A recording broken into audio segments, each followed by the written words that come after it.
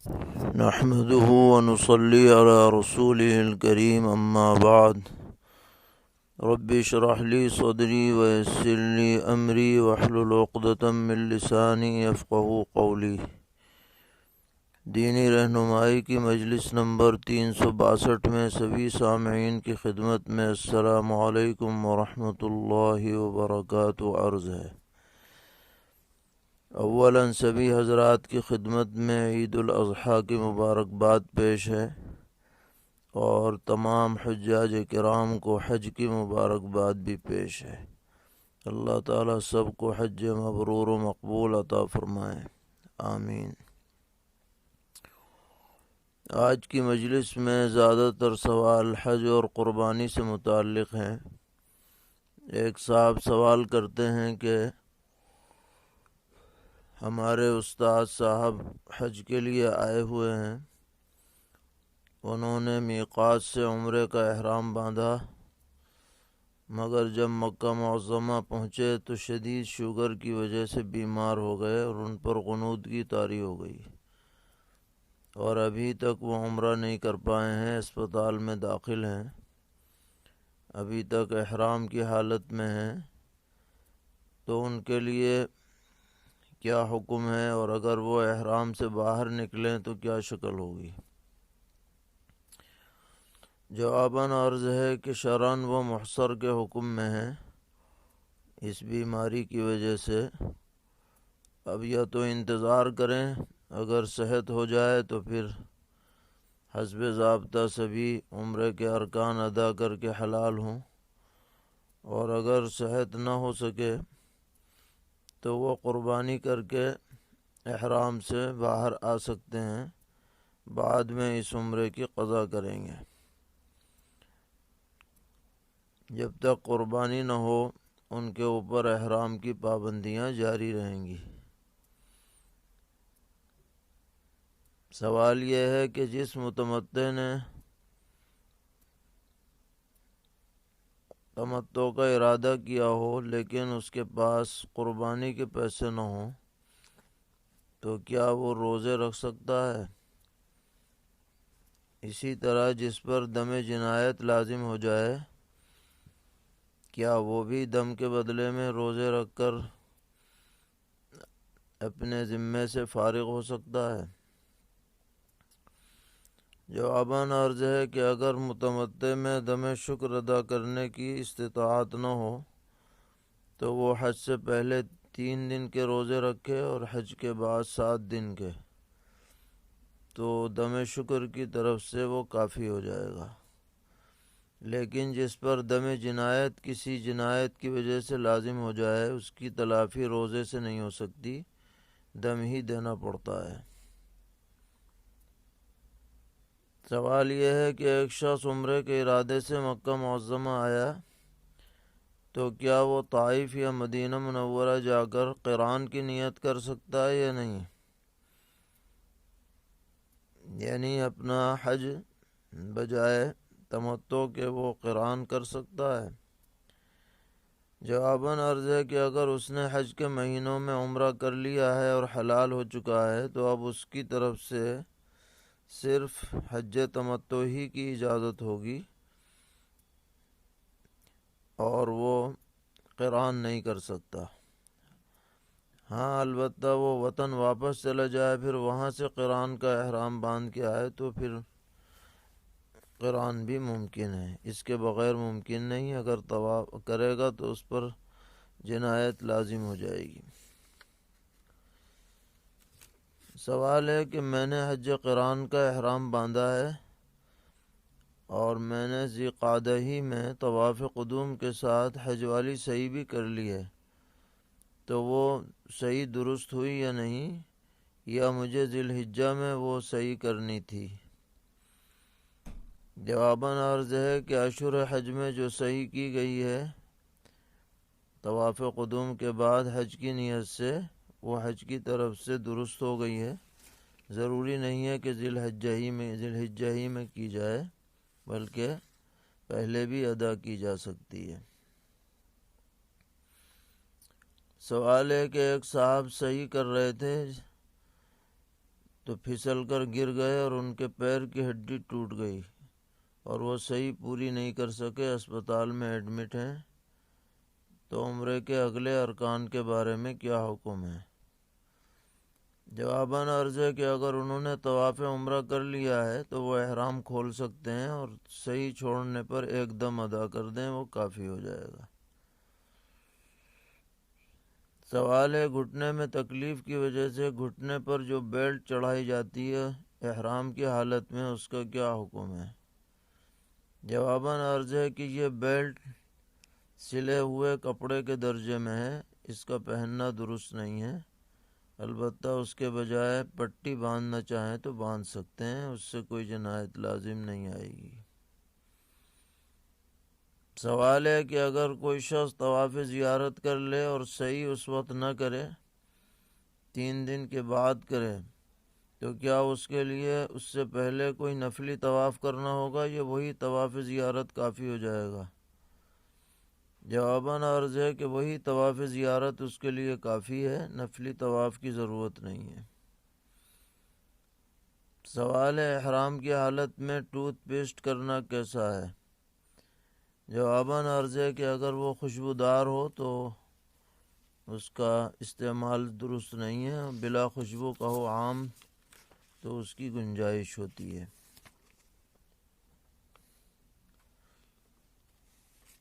سوال کرتے ہیں کہ جو عمرے کے اندر صحیح سے پہلے والے طواف میں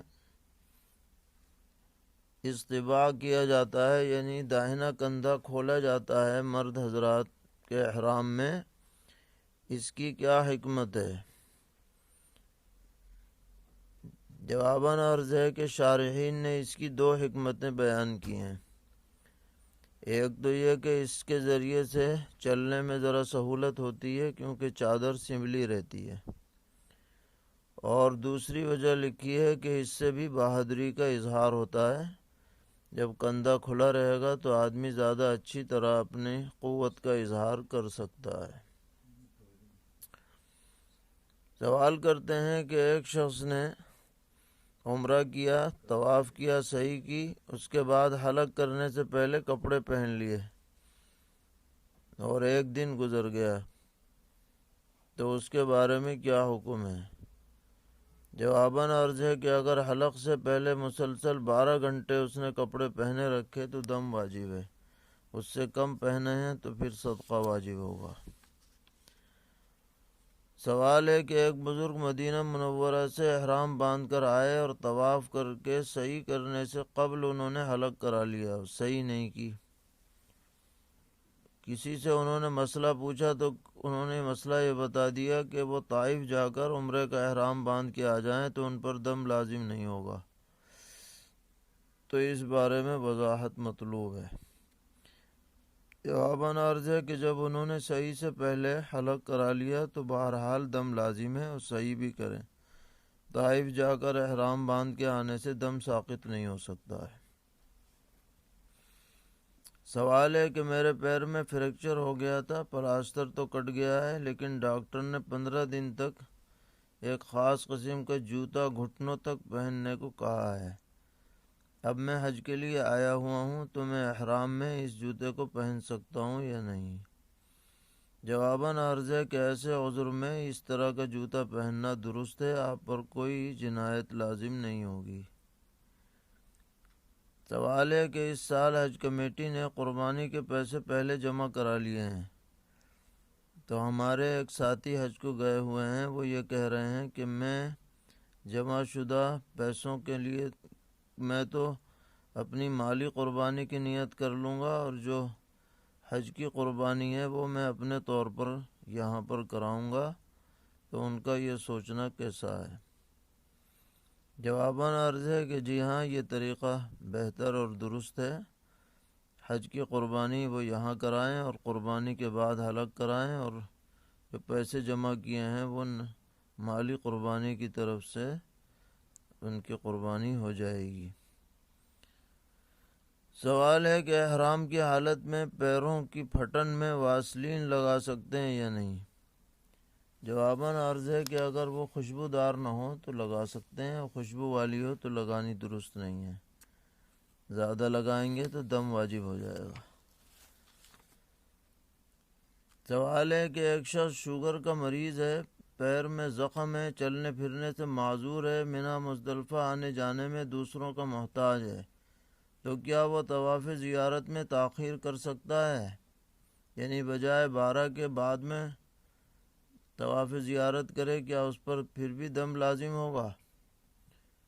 جواباً عرض ہے کہ اسے پوری کوشش کرنی چاہیے کہ وقت کے اندر اندر طواف زیارت کر لے۔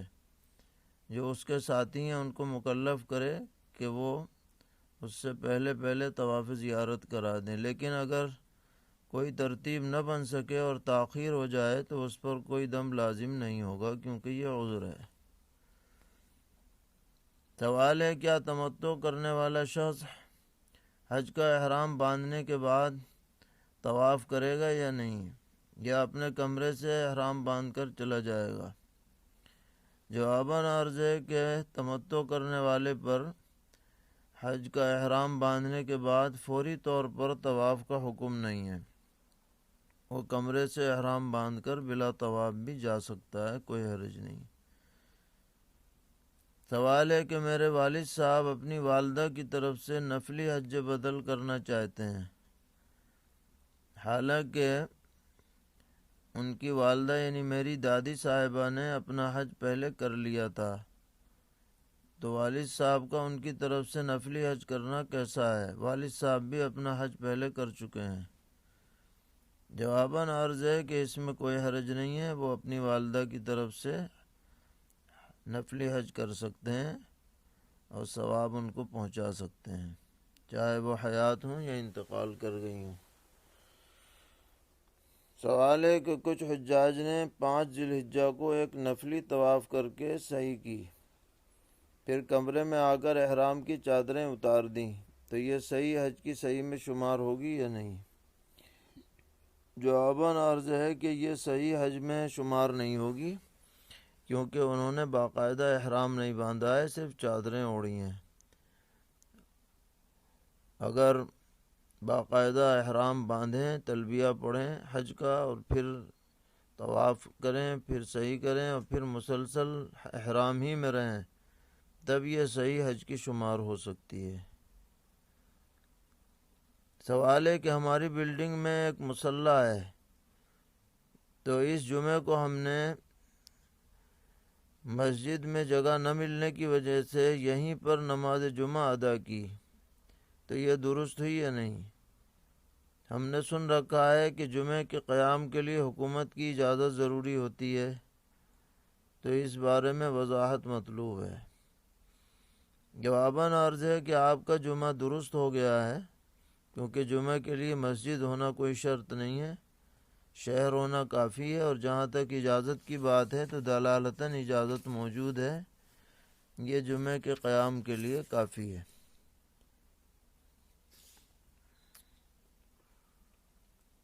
سوال ہے کہ ایک صاحب نے احرام کی حالت میں 12 گھنٹے تک بند جوتے پہنے رکھے، تو ان کے لیے کیا حکم ہے؟ جواباً عرض ہے کہ ان پر دم لازم ہے، اس لیے کہ چپل میں اوپر کی ہڈی کھلی رکھنی چاہیے، اگر یہ ہڈی بند رہی ہے، ایسے جوتے پہنے ہیں تو دم لازم آ جائے گا۔ سوال ہے کہ میں ایک صاحب کی طرف سے حج بدل کے لیے آیا ہوا ہوں، اور انہوں نے مجھے تمتع کی اجازت بھی دے رکھی ہے، تو قربانی کس کی طرف سے ہوگی؟ جنہوں نے بھیجا ہے ان کی طرف سے یا میں اپنی طرف سے کروں؟ جواباً عرض ہے کہ یہ قربانی آپ اپنی طرف سے کریں گے، تمتع تو درست ہو جائے گا ان کی اجازت کی وجہ سے، لیکن قربانی آپ کی طرف سے ہوگی۔ سوال ہے کہ جس گاؤں میں صرف جمعے کی نماز ہوتی ہے اور عید پڑھنے کے لیے لوگ دوسرے گاؤں میں جاتے ہیں، تو وہاں قربانی کب ہوگی؟ صبح صادق کے بعد سے یا عید کی نماز کے بعد سے؟ جواباً عرض ہے کہ جب ان کی عیدگاہ میں نماز ادا کر لی جائے اس کے بعد ہی قربانی درست ہوگی، اس سے پہلے درست نہیں ہوگی۔ سوال ہے کہ ایک جگہ ہے مغل گدھ اور شاد نگر، اس سے 9 کلومیٹر کے فاصلے پر ہے، دونوں بڑے گاؤں ہیں۔ مغل گدھ میں عید کی نماز 9:30 بجے ہوتی ہے اور شاد نگر میں جلدی ہوتی ہے، تو مغل گدھ والے لوگ اگر شاد نگر میں عید کی نماز پڑھ کر واپس مغل گدھ میں آ کر اپنی قربانی کریں تو یہ قربانی درست ہوگی یا نہیں؟ جواباً عرض ہے کہ دونوں گاؤں میں بڑا فاصلہ ہے، ایک کی عید کی نماز دوسرے کی طرف سے کافی نہیں ہو سکتی، اس لیے ان کا واپس آ کر اپنے گاؤں میں جب تک عید کی نماز نہ ہو جائے قربانی درست نہیں ہوگی، جب عید کی نماز ہو جائے اس کے بعد ہی قربانی درست ہو سکتی ہے۔ سوال ہے کہ ہمارے ساتھ بڑے جانور میں ایک ایسے شخص نے حصہ لیا ہے جو شراب کا عادی ہے، اگرچہ اس کی آمدنی حلال ہے، تو اس کی وجہ سے دیگر لوگوں کی قربانی پہ کوئی اثر تو نہیں پڑے گا؟ جواباً عرض ہے کہ بے شک شراب پینا حرام ہے اور بہت بری عادت ہے، اس کو اس سے توبہ کرنی چاہیے، لیکن اگر اس کی آمدنی حلال ہے تو قربانی درست ہو جائے گی، محض اس کے شرابی ہونے کی وجہ سے قربانی میں کوئی فرق نہیں پڑے گا۔ سوال ہے کہ ایک مالدار شخص قربانی کے لیے مہنگا بکرا خرید کر لایا ہے، اب اسے معلوم ہوا کہ اس کی بیوی پر بھی قربانی تھی، تو کیا وہ اپنا بکرا بیچ کر جو پیسے آئیں اس سے بڑے جانور میں 2 حصے لے سکتا ہے یا نہیں؟ جواباً عرض ہے کہ جو بکرا اس نے قربانی کی نیت سے خرید لیا ہے اب اسے بیچنا درست نہیں ہے، اگر بیچے گا تو 1 حصہ لینے کے بعد جو روپیے بچیں گے زائد ان کا صدقہ لازم ہوگا، یہ صحیح نہیں ہوگا کہ اس سے 2 حصے خرید لے۔ سوال ہے کہ ترکی کا رہنے والا شخص اگر اپنی قربانی ہندوستان میں کرائے جبکہ ہندوستان میں اس دن 9 ذی الحجہ ہو تو ترکی والے کی قربانی درست ہوگی یا نہیں؟ جواباً عرض ہے کہ 9 ذی الحجہ کو ہندوستان میں کسی کی قربانی درست نہیں ہو سکتی، 10 ذی الحجہ ہی کو درست ہوگی، اس سے پہلے درست نہیں ہوگی۔ سوال ہے کہ ایک بکرے کی پیٹھ پر 4 انگل کا داد ہے جو زخم کی طرح ہے، تو اس کی قربانی درست ہے یا نہیں؟ جواباً عرض ہے کہ اگر گوشت تک اثر نہ پہنچا ہو تو قربانی درست ہوگی، اور اگر اثر پہنچ چکا ہے تو پھر قربانی صحیح نہیں ہے۔ سوال ہے کہ آج کل باہر رہنے والے لوگ منی ٹرانسفر کے ذریعے اپنی رقومات گھر بھیجتے ہیں اور یہ بھیجنے والے لوگ ان سے کچھ چارج وصول کرتے ہیں، اسی طرح بعض لوگ موبائل چارج کرانے پر بھی فیصدی کے اعتبار سے کچھ رقم لیتے ہیں، تو یہ کاروبار درست ہے یا نہیں؟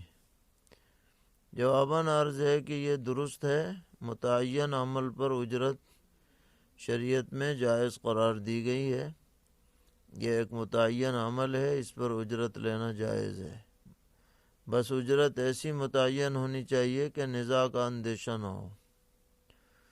سوال ہے کہ جانماز پر کتا بیٹھ گیا تھا اور اسی مصلی پر امام نے نماز پڑھا دی تو کیا حکم ہے؟ جواباً عرض ہے کہ اگر کتے کا بدن سوکھا ہو تو محض اس کے بیٹھنے کی وجہ سے جانماز ناپاک نہیں ہوگی، لیکن اگر اس کا لعاب نکلے یا اس پر گندگی لگی ہوئی ہے بدن پر تو پھر دیکھا جائے گا، اگر زیادہ مقدار میں ناپاکی ہوئی تو نماز نہیں ہوگی، دہرانی پڑے گی، اس کی تحقیق کر لی جائے۔ سوال ہے کہ اگر کسی شخص کو ہوائی جہاز کا ٹکٹ درکار ہو لیکن اس کے پاس نقد رقم نہ ہو اور وہ دوسرے شخص سے یہ کہے کہ آپ یہ ٹکٹ $1000 میں نقد خرید کر مجھے $1200 میں ادھار بیچ دیں تو یہ معاملہ درست ہوگا یا نہیں؟